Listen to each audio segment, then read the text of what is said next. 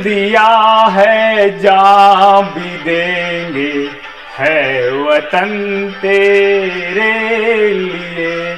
सभी देशवासियों को स्वतंत्रता दिवस की हार्दिक शुभकामनाएं, मोकली शुभकामनाएं। इस समय संपूर्ण देश में स्वतंत्रता दिवस का जश्न मनाया जा रहा है। हर घर में, हर निजी स्थान पे, हर ऑफिस में, हर कार्यालय में तिरंगा लहराया जा रहा है। छोटे छोटे बच्चे, स्कूल के बच्चे, बड़े बुजुर्ग सभी तिरंगा रैली निकाल रहे हैं। हल्का सा दृश्य है, कितने खुश मिजाज होकर बच्चे, इस सरकारी स्कूलों के बच्चे, प्राइवेट स्कूलों के बच्चे तिरंगा रैली निकाल रहे हैं। दोस्तों, हम बहुत ही बड़े सौभाग्यशाली हैं कि हमारा जन्म आजाद भारत में हुआ।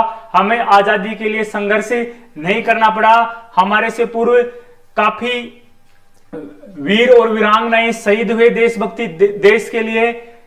ठीक है, तो ऐसे में इस 15 अगस्त के अवसर पर, इस आजादी के महोत्सव पर हमें हमारे इतिहास को जानना, साथ में हमारे जो नई पीढ़ी है, नए नवयुवक हैं, उन्हें यह एहसास दिलाना कि हमें आजादी आसानी से नहीं मिली थी, काफी संघर्ष करना पड़ा था। अंग्रेजों ने हमारे पर लगभग 200 साल तक राज किया था। राष्ट्रपिता महात्मा गांधी जी के नेतृत्व में हमने राष्ट्रीय आंदोलन करा। राष्ट्रीय आंदोलन के तहत हमें 15 अगस्त 1947 को स्वतंत्रता मिली।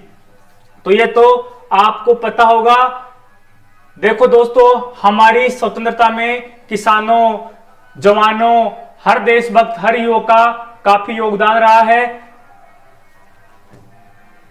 जब देश आजाद हुआ था तब दिल्ली की तस्वीर है। दिल्ली में काफी भारी मात्रा में पब्लिक इकट्ठी हुई थी। काफी जोश और जुनून के साथ तिरंगा लाल किले पर लहराया गया था। लाल किले का दृश्य है। देश की आजादी के बाद भारत ने नए नए विकास के कीर्तिमान स्थापित करे हैं। भारत जब आजाद हुआ था तो भारत बहुत ही गरीब और तंग हाल देश था। वर्तमान समय में देखा जाए तो भारत विकासशील देशों से विकसित देशों की तरफ बढ़ रहा है। वर्तमान विश्व राजनीति में भारत का स्थान है, भारत की महत्ता है। तो यह लगातार भारत के विकास में सभी देशवासियों का योगदान है, जिससे आज वर्तमान में भारत की स्थिति विश्व जगत में महत्वपूर्ण है। दोस्तों, स्वच्छ भारत मिशन 5-7 योजना है जिन्होंने भारत की दशा और दिशा दोनों सुधार दी हैं। यह है स्वच्छ भारत मिशन। उससे पहले खुले में शौच हुआ करता था। ऐसे में भारत को विदेशों में गंदा देश, गंदगी वाला देश माना जाता था। स्वच्छ भारत मिशन के तहत न केवल शहरी क्षेत्रों में, ग्रामीण क्षेत्रों में, शहरी क्षेत्रों में हर जगह पे शौचालयों का निर्माण हो गया है। खुले से शौच मुक्त भारत हो गया है। भारत में प्रत्येक व्यक्ति के पास वर्तमान में रोजगार है। महात्मा गांधी नरेगा स्कीम संचालित है। नरेगा के तहत हर व्यक्ति के पास रोजगार है। भारत में नई नई फैक्ट्रियां, संयंत्रों की स्थापना हो रही है। भारत पहले आयात करता था, अब भारत निर्यातक देशों की श्रेणी में धीरे धीरे बढ़ रहा है, जो भारत के विकास को इंगित करता है। भारत की अर्थव्यवस्था तेज गति से बढ़ रही है। भारत में विभिन्न प्रकार की मल्टीनेशनल कंपनियां आकर निवेश कर रही हैं। भारत की मल्टीनेशनल कंपनियां अन्य देशों में जाकर व्यापार कर रही हैं।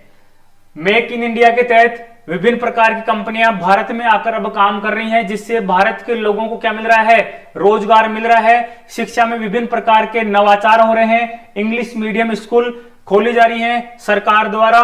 साथ में शिक्षा के लिए विभिन्न प्रकार के ऋण और सहायता सरकार द्वारा प्रदान की जा रही है। विभिन्न प्रकार की छात्रवृत्तियां आदि भी सरकार द्वारा दी जा रही हैं। शिक्षा के साथ स्वास्थ्य क्षेत्र में भी काफी बदलाव हुआ है। वर्तमान में सरकार द्वारा, केंद्र सरकार हो चाहे राज्य सरकार हो, सबके द्वारा स्वास्थ्य और शिक्षा को विशेष महत्व दिया गया है, जिसके तहत चिरंजीवी योजना या प्रधानमंत्री आयुष्मान भारत योजना के तहत विभिन्न बीमारियों के निःशुल्क इलाज अस्पतालों में किए जा रहे हैं, केसलेस इलाज हो रहे हैं। देश की जो सेना है, देश की सेना अपनी सीमाओं की रक्षा कर रही है, चाक चौबंद व्यवस्था है, दुश्मनों के दांत लगातार खट्टे कर रही है। तो हमें अपनी सेना पर गर्व होना चाहिए। आज हम जो चैन की नींद सो पा रहे हैं उसमें अपनी सेना का काफी योगदान है। ये सेना लगातार विभिन्न प्रकार के मिशनों के माध्यम से, विभिन्न प्रकार की गतिविधियों के माध्यम से अपने को चैन की नींद, अमन चैन प्रदान कर रही है। साथ में सेना जिस प्रकार बॉर्डर पर यह कार्य संचालित कर रही है, विभिन्न प्रकार की राज्यों की पुलिस हैं, उनका रोल भी अपन इस अवसर पर नहीं भूल सकते। राज्य की जो पुलिस है वह अपने आंतरिक सुरक्षा व्यवस्था, अपने देश के अंदर की सुरक्षा व्यवस्था है, उसका पूरा ख्याल रखे हुए हैं। दोस्तों, अब हल्की सी जो समस्या है उन पे चलते हैं। यह तो अपनी भारत की बढ़ाई थी, लेकिन भारत में कुछ कुछ कमियां आती जा रही हैं। भारत देश जो पहले गांवों का देश था, कहा जाता था कि भारत की आत्मा गांवों में बसती है। भारत की आत्मा कहां बसती है? गांवों में बसती है। वह धीरे धीरे अब शहरों की तरफ आकर्षित होता जा रहा है। मतलब भारत का क्या हो रहा है? शहरीकरण हो रहा है।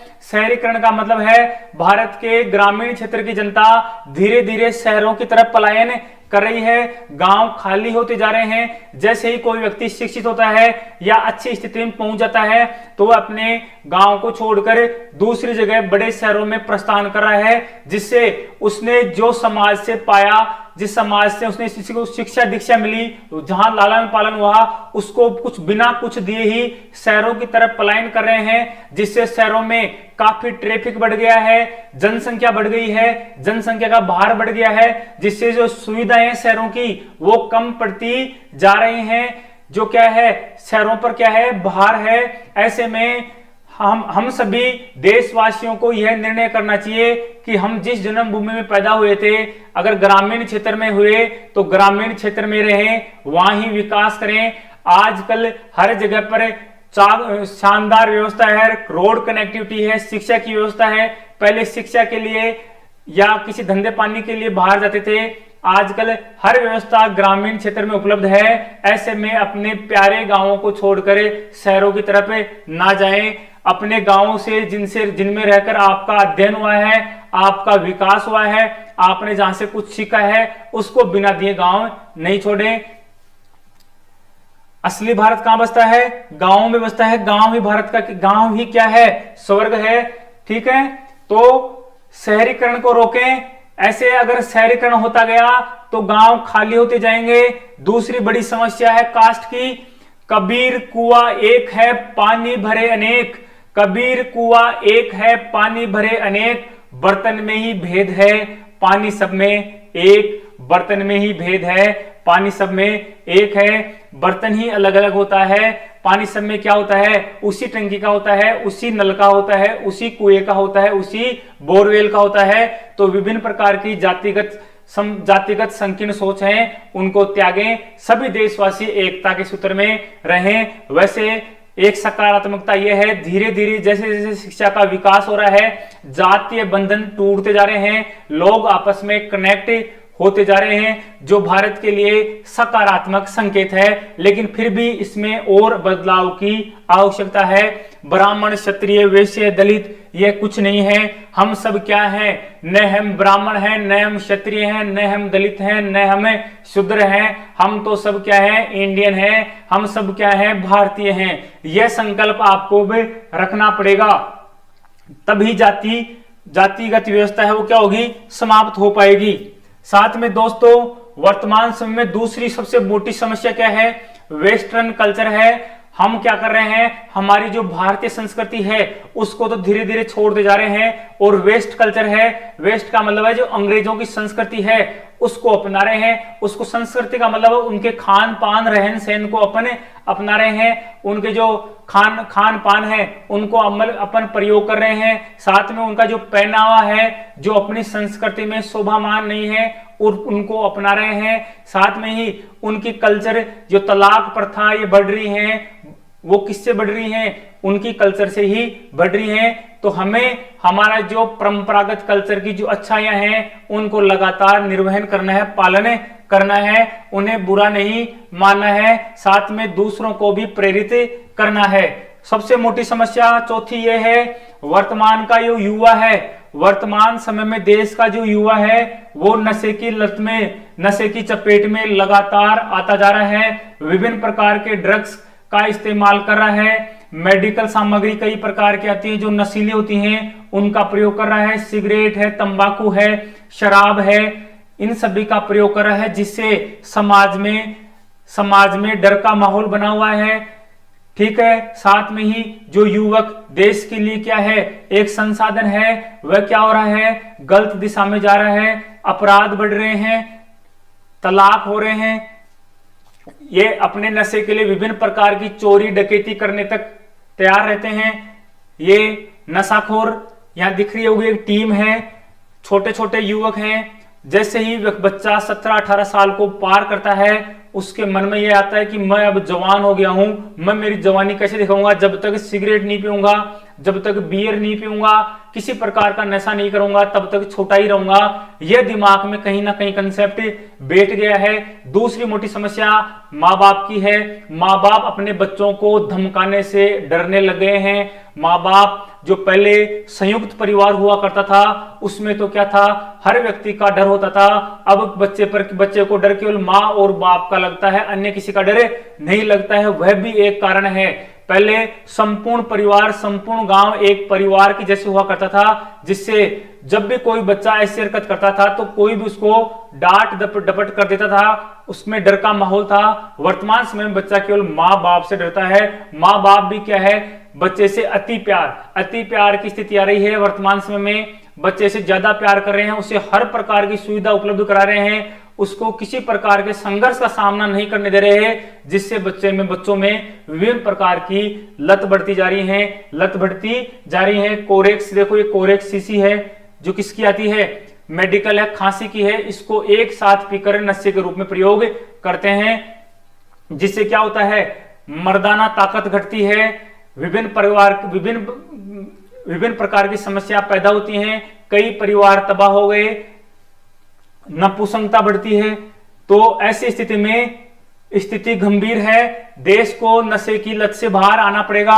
हमें अपनी युवा पीढ़ी को समझाना पड़ेगा कि यह जो नशे की लत है, ये नशे की लत हमें कहां ले जा रही है, नकारात्मक दिशा में ले जा रही है। हमें अपनी दिशा और दशा दोनों सही रखनी पड़ेगी।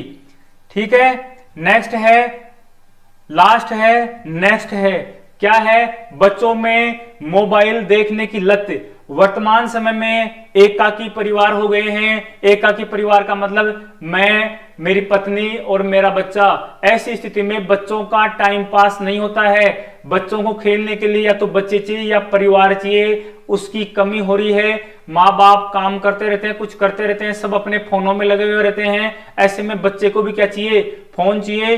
तो ऐसे छोटे छोटे बच्चे जब इन मोबाइलों को देखेंगे, मोबाइलों में विभिन्न प्रकार के गलत और सही तथ्य आते हैं जो बच्चे के कहीं ना कहीं दिमाग में बैठ जाते हैं। साथ में ही शारीरिक रूप से भी बच्चा क्या हो जाता है, दिमाग से ग्रसित हो जाता है, विभिन्न प्रकार की बीमारियों से ग्रसित हो जाता है, आंख खराब हो जाती हैं, जो अपने नवयुवकों के लिए, अपने देश के कर्णधारों के लिए, अपने देश के भविष्यों के लिए क्या है, हानिकारक है। अपने बच्चों को मोबाइल की जो लत है उससे दूर करें, उनके साथ खेलें, उन्हें समय दें, उन्हें अन्य बच्चों के साथ खेलने दें, उन्हें एकल रूप से नहीं रहने दिया जाए, उनको बाहर घुमाने ले जाए बीच में, जिससे क्या है, इस प्रकार की लतों से मुक्ति मिले। बच्चे को जब भी मोबाइल वगैरह ऐसी डिमांड बच्चे की हो तो आप हल्का सा जो अगर मान लो किसी की लत ऐसी पड़ गई पहले से, तो अपने ऑब्जर्वेशन में, आपके ध्यान में उसको देखने के लिए कुछ समय के लिए दिया जाए। धीरे धीरे उसको बंद करना आवश्यक है, नहीं तो अपने जो देश के नौनिहाल हैं, छोटे बच्चे हैं, वह गलत दिशा में बढ़ जाएंगे, जो देश के लिए क्या है, नकारात्मकता पैदा करेंगे, देश के लिए अपराध बढ़ेंगे, देश का विकास अवरुद्ध हो जाएगा, विकास नहीं हो पाएगा। इसी के साथ समापन है। सभी को जय हिंद, जय भारत, मैंने जो समस्या देश की बताई थी उन पर अमल जरूर करें। धन्यवाद। आप सभी को एक बार फिर से स्वतंत्रता दिवस की हार्दिक शुभकामनाएं। धन्यवाद।